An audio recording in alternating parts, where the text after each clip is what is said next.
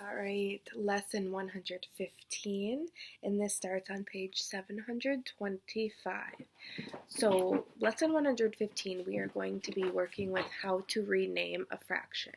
So, kind of like the day before where we were simplifying a fraction to its lowest terms, like 2/4 was equal to 1/2.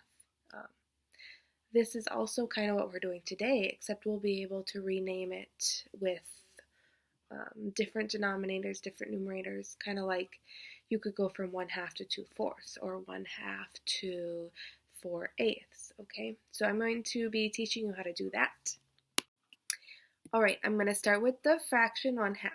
So if I want to rename the fraction, I need to multiply the numerator and the denominator by the same number. Okay, kind of like when we were simplifying a fraction, you had to divide the numerator and the denominator by the same number. So basically what I'm doing is I am multiplying it by 2/2. And if we have 2/2 or any number over the same number, that's just equal to 1. So I'm essentially taking 1/2 times just 1. So if we take a number times 1, it's still that other number. Okay, so nothing has changed. So in a fraction, it's still equivalent since we're multiplying by 1. But in this case, we're going to actually do the numerator times 2 and the denominator times 2.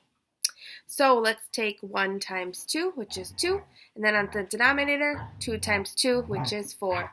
So 1/2 and 2/4 are equivalent. Example 1, and that's on the next page, 726.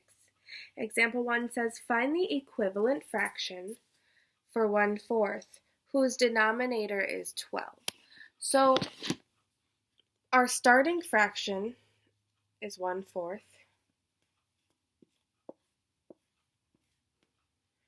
And we need to find the equivalent fraction whose denominator is 12. So eventually we're going to have this denominator of 12 over here. So how do we get this denominator of 4 to be a denominator of 12? What can we multiply by? Well, we know that 4 times 3 equals 12. Okay, so remember, whatever we do to the denominator, we do to the numerator. Or whatever we do to the numerator, we do to the denominator. And that's because we need to be taking these fractions times 1. And if you have a number over the same number, that's equal to 1, remember? So remember, we're actually just taking 1/4 times 1 here. But we're being sneaky about it, okay? So we can take this numerator now, 1 times 3, which equals 3. And we did this earlier, 4 times 3 is 12. So 3/12 is equivalent to 1/4. Example 2, complete the equivalent fraction. 2/3 equals blank over 15. So we don't know the numerator of our new fraction, but it does need to be equivalent. So we need to figure out which number we can multiply 2/3 by to become blank over 15. We always have to make sure that we're multiplying by 1, okay, for it to be equivalent. But our numerator and denominator are what decide what makes it have a denominator of 15. So to get from 3 to 15, I can multiply by 5.